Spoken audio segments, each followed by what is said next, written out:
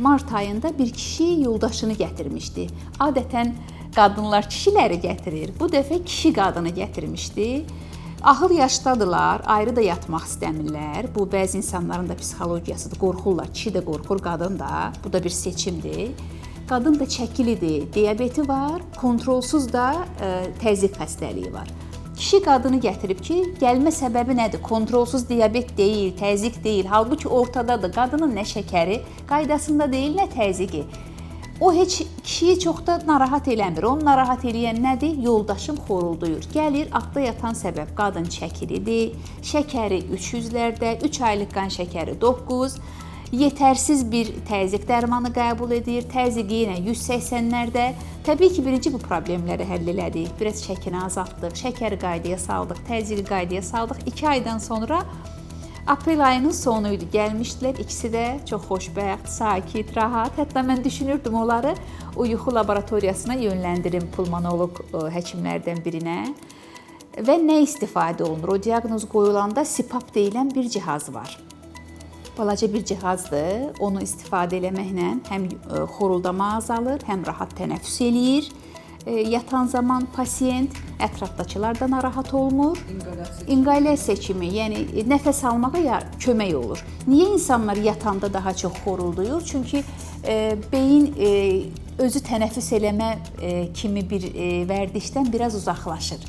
Xoruldamaq ölümlə nəticələnə bilər. Xorultu ailə daxili münasibətləri gərginləşdirir, bəzən ailələrin dağılmasına belə səbəb olur. Gecə saatlarında güclü xorultu bəzi hallarda yuxu zamanı nəfəsin dayanması, yuxu apnesi ilə müşayiət oluna bilər ki, bu da ciddi sağlamlıq riski yaradır və müalicə olunmadıqda həyati təhlükəyə səbəb olur. Bu haqda daxili xəstəliklər uzmanı, terapevt, uzman doktor Əfsanə Bayramova danışıb. Xoruldamaq çox insanlarda ailə münasibətlərinə çox təsir edir. Xoruldamaq normal deyil.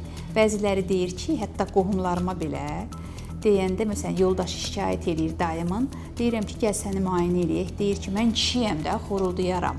Kişi xoruldayacaq deyə bir şey yoxdur. Yəni, kişi xoruldamamalıdır. Mütləq burunda anatomik problemi var.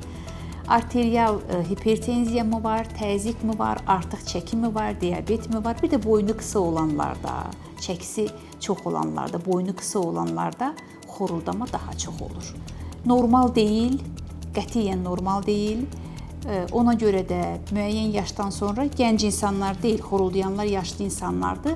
Altda yatan 90% hallarda yüksək təzyiq var, artıq çəki var və burunda anatomik problem var. Qeyd edək ki, mütəxəssislər davamlı xorultunu sadəcə səs-küy problemi deyil, mümkün sağlamlıq xəbərdarlığı kimi qiymətləndirir. Bu halda mütləq həkimə müraciət edilməlidir. Erkən diaqnoz və müalicə gələcəkdə yarana biləcək ciddi sağlamlıq problemlərinin qarşısını almaqda mühüm rol oynayır. Ürək-damar sisteminə zərər verir. Bəzən yanımızda xoruldayan insanları elə bilirik ki, biz onu oyatmasaq anında nəfəsi dayanacaq və keçinəcəkdir.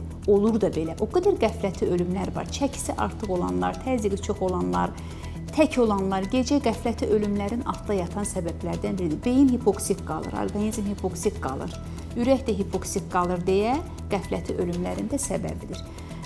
Bəzən deyirlər ki, olsun da, xorulduyuram da, yorğun olursan, beynin oksigenlə qidalanmır, səhər yorğun oyanırsan, bütün orqanizma, toxumalara, ürək, qan damar sisteminə təsir edir. Aradan qaldırılmalıdır və polisomnografi deyilən bir metod var. Yəni bu həqiqətən yuxu apne sendromudursa onu təsdiq edir. Altda yatan səbəblərdə siqaret, içki, artıq çəki, burunda anatomik problemlər, boynun qısa olmağı kimi və s. bunlar aradan qaldırılmalıdır. Boynun qısa olmağı anatomik yapı da aradan qaldırmırıq, amma boynun qısa olanlar, çəki də artıq olursa, təbii ki, artıq xorlama problemləri ortaya çıxır.